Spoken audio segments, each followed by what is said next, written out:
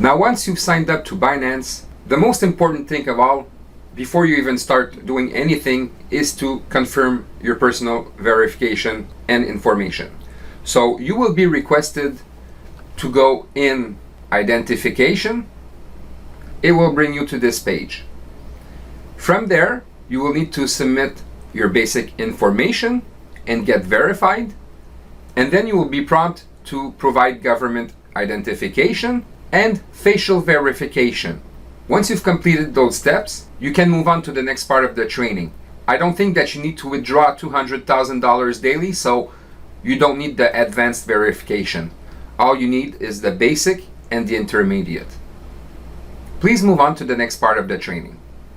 So the first thing you should be doing when you open your Binance account, whether it's Binance US or Binance.com, is to go in security and do your settings. Now, the most important ones you need to take care of is the Google authentication. The Google authentication, you just need to go on your mobile phone in your app section and download the Google authentication tool. And then you just follow the instructions that are here. It's very simple to do. And then you want to do the same thing for your SMS authentication. So basically, you're going to have a code that goes to your Binance, to your phone.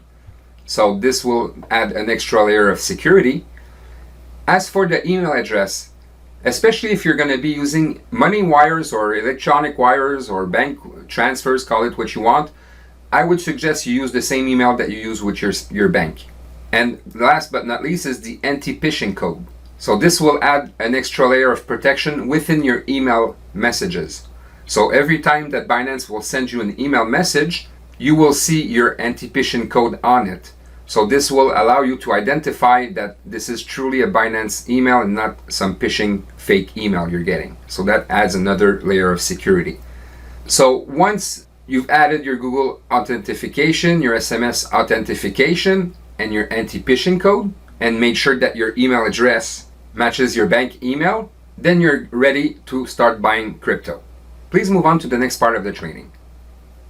Okay, so for you to be able to buy coins, you're going to need to convert your country's fiat into one of these following coins here. But most people use USDT coins.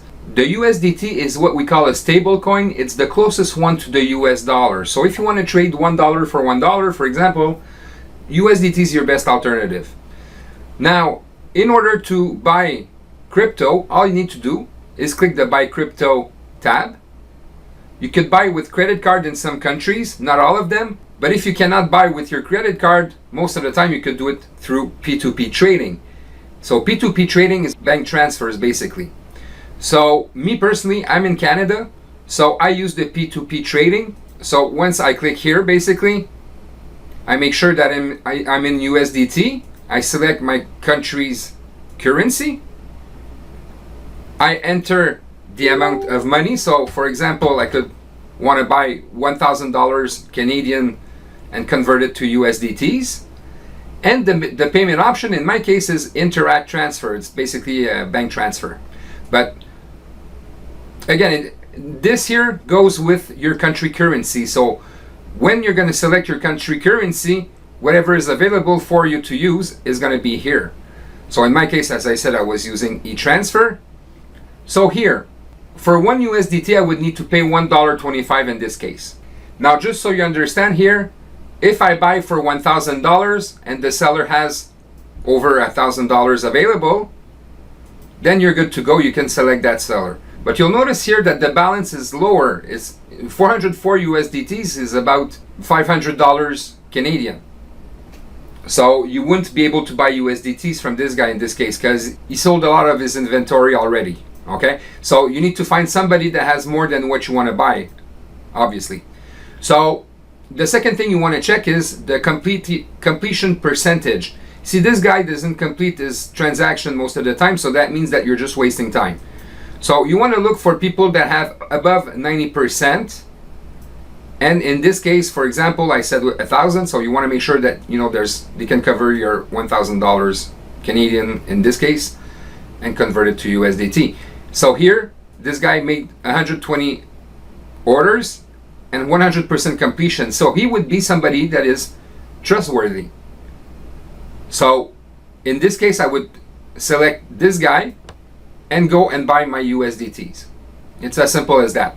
Then you just need to follow the instructions that are here, depending on what selection of payment you want to work with. So buying crypto is as simple as that. Now, what makes it safe is that Binance is always going to be the intermediary between you and the person who sells you the USDTs. So this makes your transaction with them safe. You will never get scammed or lose money if you follow the proper instructions and do what I just showed you. Now again, the payment method could be different from one country to the other. The banks are different from one country to the other. But what you need to understand here is that every time you want to buy crypto, you make sure you first select your currency, then your method of payment, and obviously how much you want to buy in your own currency. And from there, you just need to follow the instructions. So it's as simple as that to buy crypto. And when you're going to have USDT, that's when you're going to be able to buy coins. And I'm going to show that to you in the next video. Please move on to the next part of the training.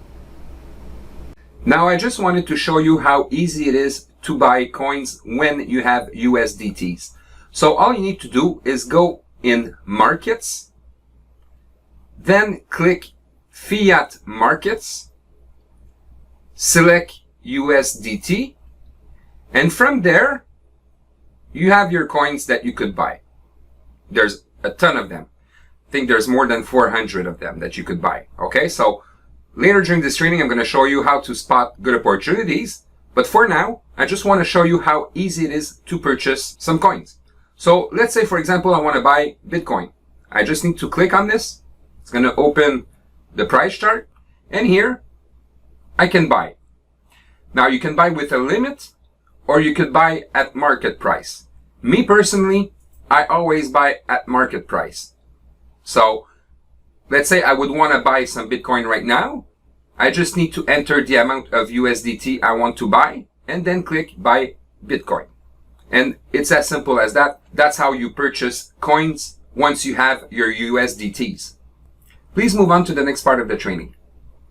Although Binance is quite safe to store your coins, it's always preferable to remove your coins from the Binance exchange site and put them on a hardware ledger.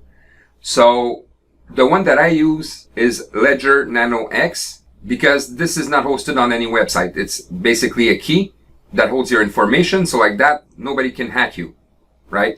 So the one that I use is Nano X, but I also use Trezor. Now Trezor is a little bit more expensive. So if you want something reliable and that doesn't cost too much, I suggest you go with the Nano X Ledger. If you have the budget to buy Trezor, then buy the Trezor one. But what's important here is that you store your coins on a hardware ledger or hardware wallet, call it what you want. Like that, you're sure that nobody's going to be able to steal your coins from you. And I'm going to make you an example. Let's say you buy, Ethereum for $2,000 or $4,000 whenever you buy it. And from that point, it skyrockets to $40,000. So your one coin would be worth $40,000. Now, it would be really a shame that you get that coin stolen for XYZ reason, right? So to play it safe, you always want to store your most valuable coins on a hardware ledger. Like that, nobody can steal them from you. Obviously, this is not something that's necessary.